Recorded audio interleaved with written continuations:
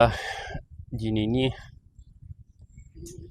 बे फर्टि चिरां दुवारनि सिङाव थानाय दिनै बे लाइमुथि हालामाव जे मिडिया पारपासनिफ्राय जोङो नुजाफैनो हादों सारमोननिसिम हामबाय होनो आरो मोनसे थांखि लानानै जों बेयावहाय मोनसे प्रग्राम जादोंमोन। दा प्रग्राम जानायजों लोगोसे सारमोनाखौ जों फैनायखौ जों खोनानानै जों एसे मोजां मोनदों आरो दानि बे जाफुबाय थानाय हारसानि बेलायावहाय एसे फंनैसो खोथा जेन' प्राइमारि हिसाबै जोङो दिनैहाय जों बुंनो सानदों। बिनि पारपासावहाय आं बुंगोन दे जोंनि फर्टि चिरां दुवाराव जोङो केन्डिडेट हिसाबैहाय जोङो सोलिफुबाय थानाय हिसाबैहाय जोंनि सार रन्जित बसुमतारिया बेयावनो केन्डिडेट हिसाबै दंमोन। दा बेजों लोगोसे बियो पार्टिखौ जेन' सालायलांबाय UPP सरकारखौ मोजां स्ट्रङै लाखिलांबाय। दा बिनि अननायाव दा जों लाइमुथि हिसाबैहाय जों गोबां लामा सामा कालभार्ट बक्स बायदिसिना जों मोननो हाबाय। दा बिनि नाजानायजोंनो जोंनि हाफ्राबो जों गासैबो जों मोननो हाजोब्बाय। दा जोङो UPP हिसाबैहाय दा जों लाइमुथि हालामा आवगायाव जेरै दं जों दासिमबो बेबादिनो स्ट्रङैनो दं। जोङो दिनैसिमबो जोंनिफ्राय रावबो सासेबो दिनै एंगाराखै। पार्टि हिसाबै पार्टियै सोलिगासिनो दङ। दा आंनि बुंनाया बेनो एसे गुलुं गुजुं जेन' दावराव दावसि जेन' जों एसेब्लाबो जों खोनादों माखासे टिकेटनि बेलायावहाय जों एसे खोनादों।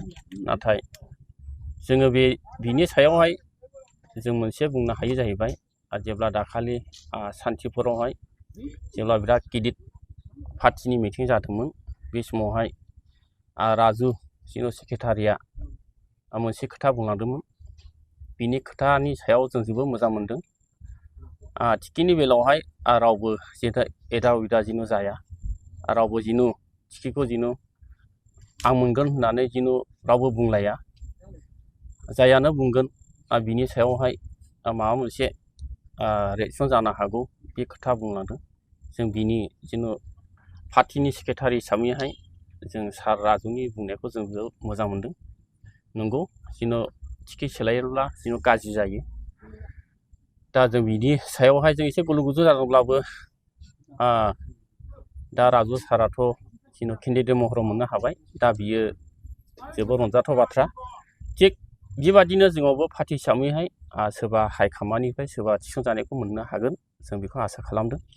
आरो जों बिनि सायावहाय जोङो जेबो जों पार्टि हिसाबैहाय जों रावखौबो जों दुसिनो थाङाखै।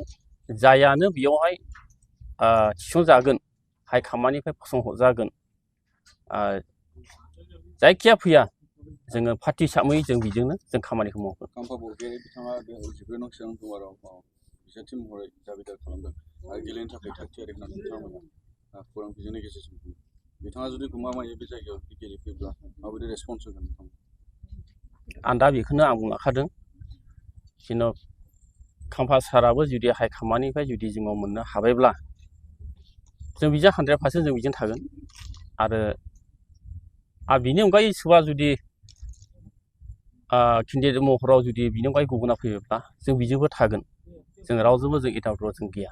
हाइकामान्डआ जेखौ फोथायगोन जों लाइमुथि प्राइमारि हिसाबै जों बिजों थागोन। जों गुबुनजों एदाव जों रावजोंबो थांनो हाया। UPP हिसाबै लाइमुथि ओनसोलाव माबायदि? UPP हिसाबै जोङो लाइमुथि ओनसोलावहाय आवगायनिफ्राय जेरैबायदि जों सोलिबोदोंमोन दिनैसिमाव UPP हिसाबा दिनै स्ट्रङाव दं। रावजोंबो सोरजोंबा थांनाय सोरजोंबा आर'नाइ गानहैनाय बिदि गैया। दासिमाव जों लाइमुथि हालामा स्ट्रङाव दं। 11 नं चिरां दुवाराव UPPखौ देरहागोन होननानै आसा फारिदों। जों बेखौहाय जों सिदायै जों बुंनो हायो 11 नं चिरां दुवारावहाय सिगां बिपिनि आमोलावहाय जेन' बिपिमा जुजिलाबो हाखायाखै दानि UPP पार्टिजोंहाय।